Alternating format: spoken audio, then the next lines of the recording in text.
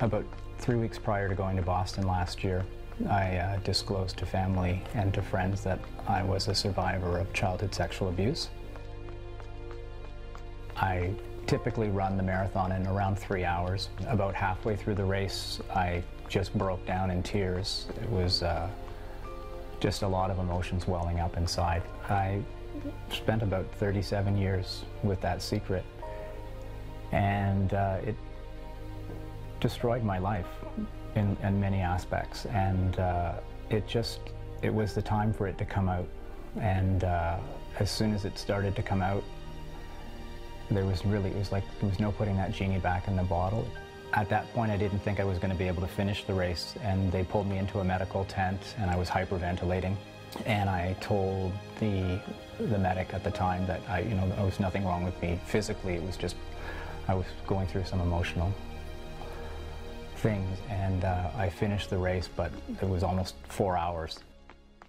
He was a bit of a mess, crying. He said he needed to make some changes in his life, and that was what he was going to do when we got home. And as soon as we went back onto the street, the first bomb went.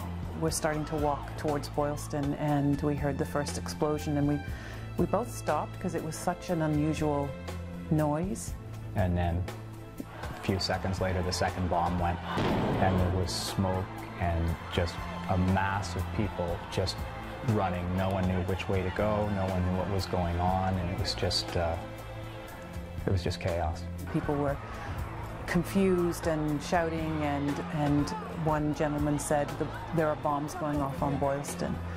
And that's when we turned around and ran. Something else took over, and I just grabbed my wife and said, we need to get out of here. We need to get out of here right away. Afterwards, when we looked at the scene and the footage of where the bombs had exploded, I realized that up until 15 minutes before they exploded, I was standing right in front of one. And I think that was a really hard part for Jean-Paul as well, because he sort of felt responsible for putting me in a place where I could have been in harm's way. I tried to go to work the next day, and I stood in front of my class, and about 2 minutes into my teaching day, I realized that I couldn't speak. I was in major post-traumatic stress at that point. He was a little despondent. He spent a lot of time in silence, and found it very difficult to talk about things. Something had been tarnished that day, and I thought I would never be able to go back.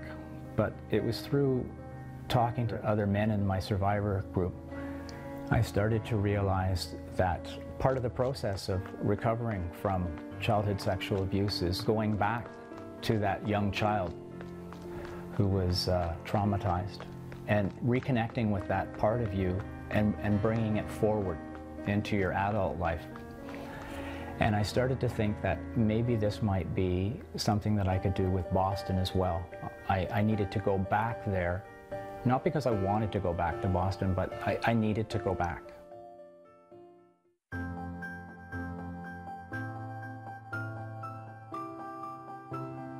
If there was some way to raise some money for this incredible place that it needs to have its doors open for other men and other women and children to come forward and get a voice, that I figured this would be a perfect way of doing that. He is incredibly brave, and he's doing something that is going to make a difference in his life. It's already made a difference in our life, and it will make a difference in many other people's lives. The money has been one aspect of it, but the most important thing has been raising the awareness. It's been incredible how many people have come forward to me and disclosed their own childhood sexual abuse.